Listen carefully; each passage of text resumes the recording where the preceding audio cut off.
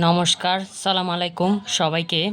আজকে আমি দেখাতে যাচ্ছি অষ্টম শ্রেণীর বীজগণিত অঙ্ক কিভাবে এই a+b² সূত্রের মাধ্যমে এই অঙ্কটা বর্গ নির্ণয় করব।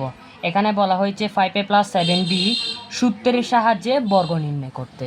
এখন আমাদের এটা সূত্রটা এখানে বসবে হচ্ছে a+b²।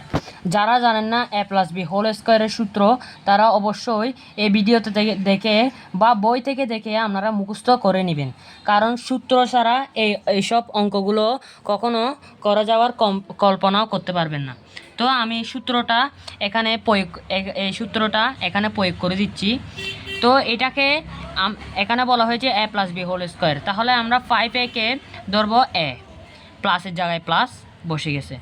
এখানে 7b-কে ধরতে হবে আপনার b। তো এটাকে আমি b ধরলাম। সুতরাং a+b সমান মানে 5a + 7b। না বুঝলে ভিডিওটা আবার দেখবেন, এখানে কিভাবে করেছি a+b। তো এখানে আমাদেরকে এখানে ব্র্যাকেট দিয়েছে সূত্রে, a + ab² এ দেখেছেন সমান 5a + 7b²। এটাকে এভাবে হোল স্কোয়ারে আনতে হবে 5a + 7b-কে। এখন এখানে বলা হয়েছে a+b² সমান a²। আমরা বলেছি না 5a-কে আমরা a ধরেছি, তাহলে 5a² সমান 5a² এই প্লাসটা এখানে বসে দিলাম। 2 আছে না, 2টা বসে যাবে। এখন আমরা একে কি ধরেছিলাম 5a ইন্টু, এখানে একসাথে লেগে থাকলে ইন্টু হয় এটাকে বি সমান আমরা বিকে ধরেছিলাম কি 7b প্লাস b² এখানে বিকে আবার 7b এটার উপর স্কোয়ার হবে, 7b²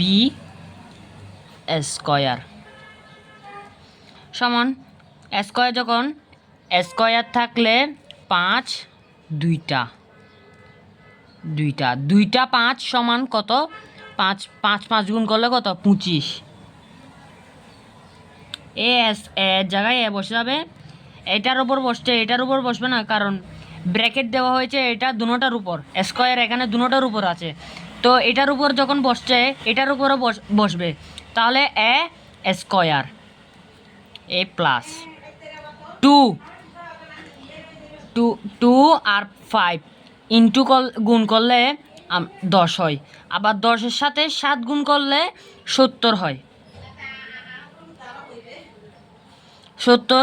70 পর আর a আর b বাকি আছে, এখানে a আর b বসে যাবে। তারপর এই প্লাসটা প্লাস 7 যেমন 5-এর ক্ষেত্রে যেরকম হয়েছে 7-এর ক্ষেত্রেও সেরকম হবে। ভিডিও যদি না বুঝেন তাহলে ভিডিওটা আবার ব্র্যাকেট এনে দেখে নেবেন। 7 সমান 49 গুণ করলে। এখন আমি আপনাকে বলেছি না 5-এ যেমন বসবে, কারণ এটা ব্র্যাকেট দুটোটার উপর দিয়েছে, এই দুটোটার উপর। তো যেমন 5-এ বসবে তেমন এটার বিয়েতেও বসবে না। যেমন 7-এ যদি 49 বসে, তাহলে বিয়েতেও বসার দরকার নেই, তাহলে বিতেও বসবে, সমান কি b²। যদি আমার এখানে যদি কোনো ভুল ত্রুটি থেকে থাকে তাহলে অবশ্যই কমেন্ট করে যাবেন, কারণ শিক্ষকেরও মাঝে মাঝে ভুল হতে পারে, এটা শিক্ষার্থীদের দেখাই দিতে হবে। ধন্যবাদ। পরবর্তী